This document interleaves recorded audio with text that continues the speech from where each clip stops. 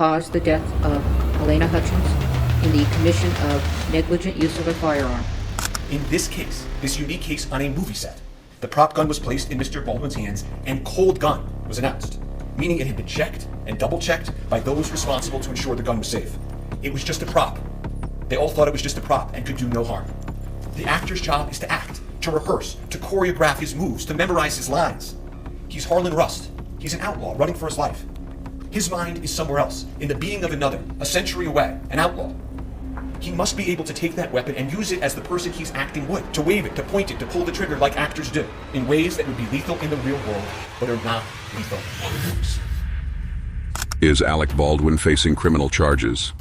Baldwin, a renowned A-list American actor, is currently facing an ongoing trial due to a fatal shooting that occurred on the set of the film Rust.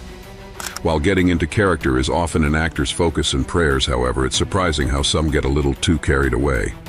Was Alec Baldwin's intention deliberate, or is he innocent?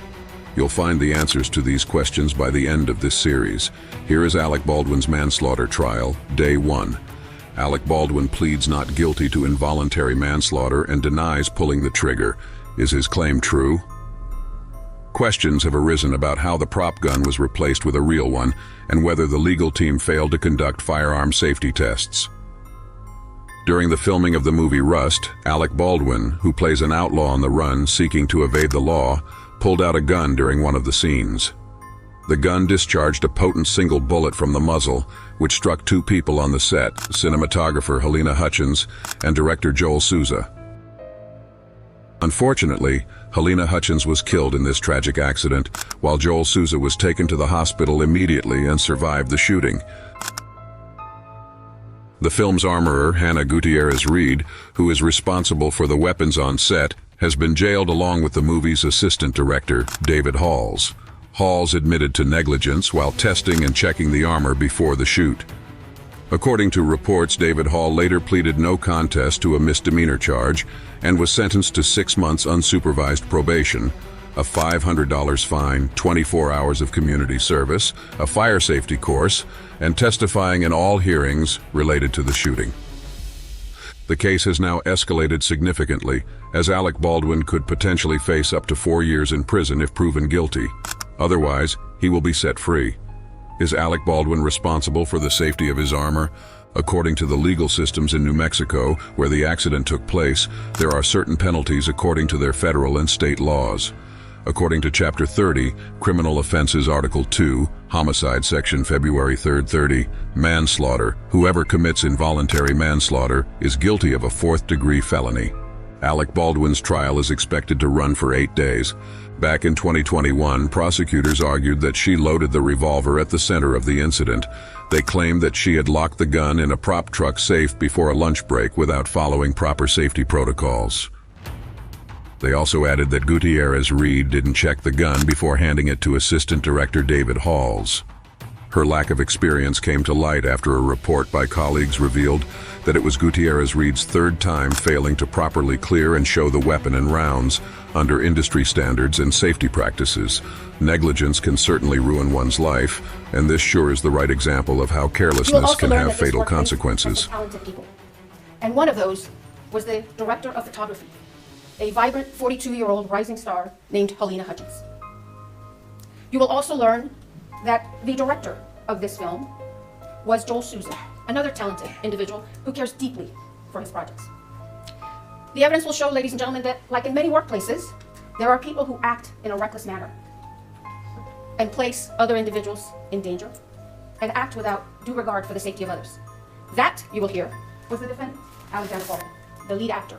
According to reports presented in court, Alec Baldwin's shot was intended to be captured from an angle where Baldwin slowly takes the gun from his holster and fires. Gutierrez-Reed, the armorer, took the gun and handed it over to Baldwin with dummy rounds or bullets loaded as instructed.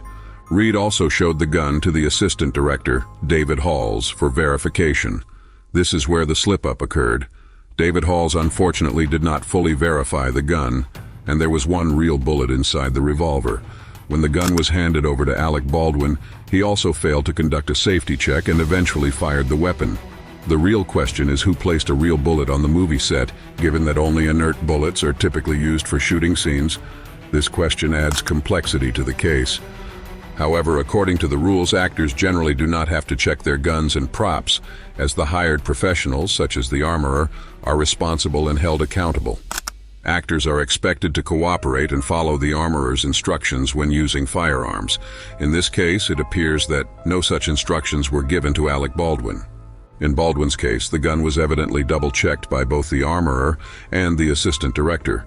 Holding Alec Baldwin accountable does not seem fair, as he, as an actor, was cooperating in his role and should not be responsible for handling a gun with real bullets instead of inert ones. In this case, this unique case on a movie set, the prop gun was placed in Mr. Baldwin's hands and cold gun was announced, meaning it had been checked and double-checked by those responsible to ensure the gun was safe.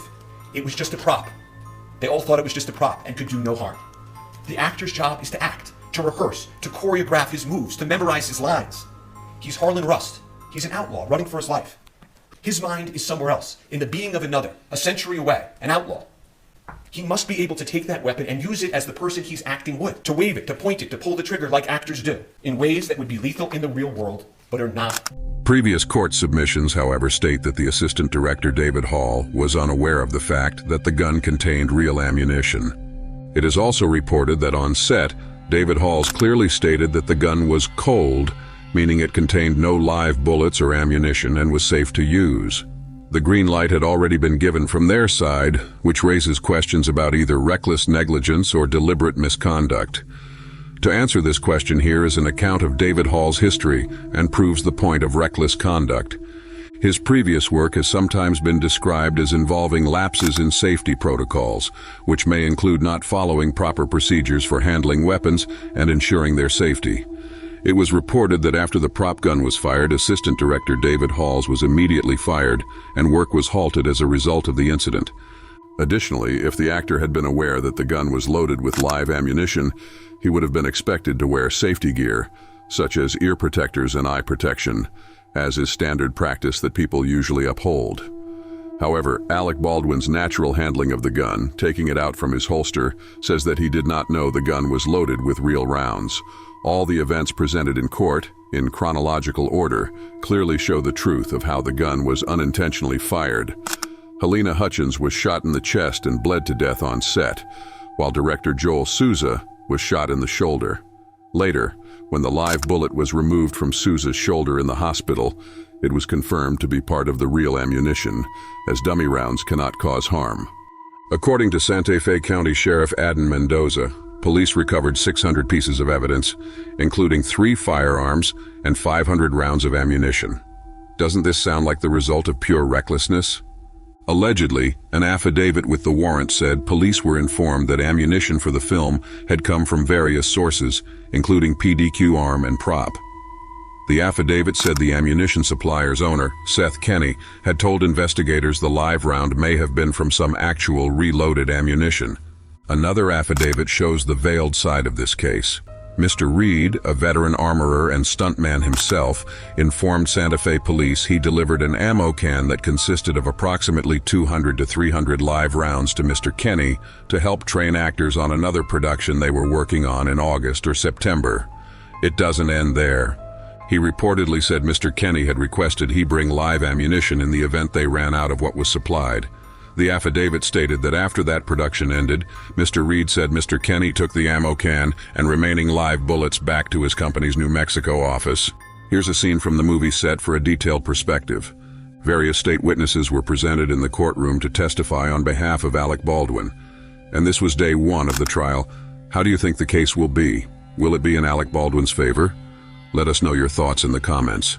Be sure to subscribe to our channel to watch the complete series of Baldwin's manslaughter trial.